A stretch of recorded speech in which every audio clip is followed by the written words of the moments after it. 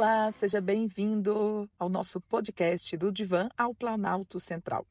Não é um podcast para quem busca conforto, porque aqui a escuta é crítica, a reflexão é aguda e o pensamento não pede licença. Entre lapsos do inconsciente e lapsos do poder, este espaço investiga os discursos que nos atravessam, das neuroses privadas às perversões públicas.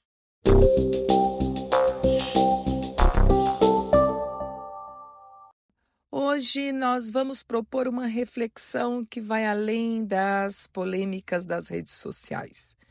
Vamos falar sobre linguagem, metáforas e responsabilidade no discurso público.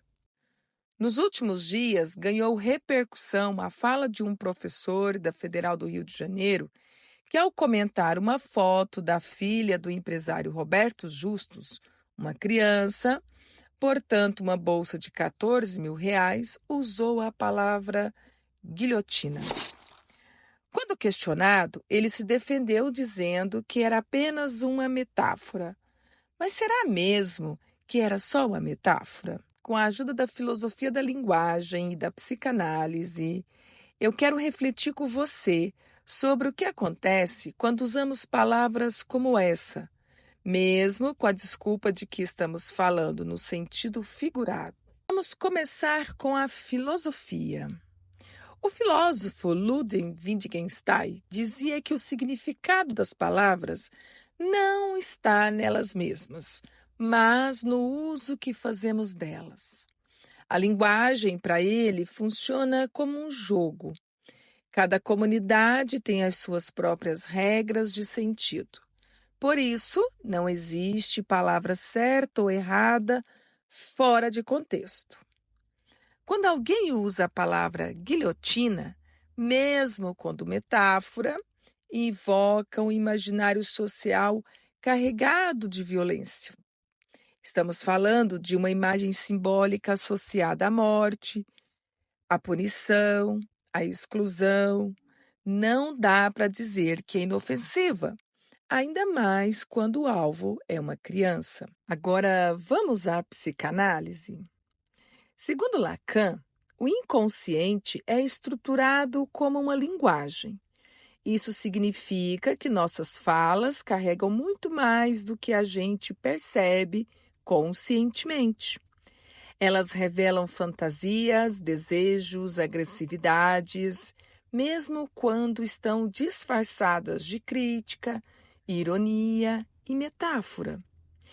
Quando alguém diz guilhotina ao comentar uma foto de uma criança rica, essa pessoa está expressando, mesmo talvez sem ser consciente, um desejo de punição, de eliminação simbólica.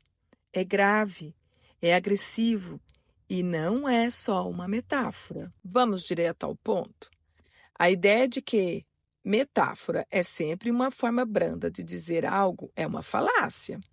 As metáforas não suavizam o discurso, pelo contrário, muitas vezes elas intensificam o sentido. Elas deslocam afetos, acionam memórias coletivas, produzem impacto simbólico. Dizer que foi só figura de linguagem é, no fundo, uma maneira de fugir da responsabilidade ética do que se disse. A metáfora também é ação. Toda metáfora carrega um corpo, toda fala carrega um sujeito e toda linguagem carrega uma consequência. A liberdade de expressão não nos isenta de responsabilidade. E a linguagem, como nos ensina Wittgenstein, não é neutra.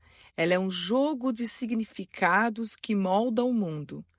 Já a psicanálise nos mostra que ninguém fala sem desejar alguma coisa, mesmo sem perceber.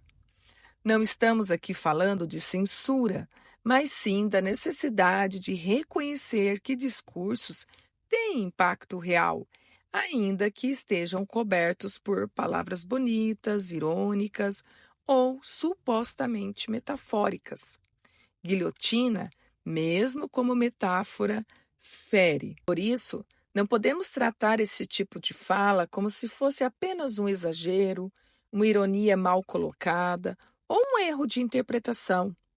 É preciso reconhecer que há violência simbólica na forma como falamos e que muitas vezes ela é transvestida de crítica, de sarcasmo, de figura de linguagem, de eufemismos. E se você gostou dessa reflexão, compartilhe com alguém. Eu sou Leila Rosa e esse foi mais um episódio do nosso podcast. A gente se encontra no próximo. Até lá!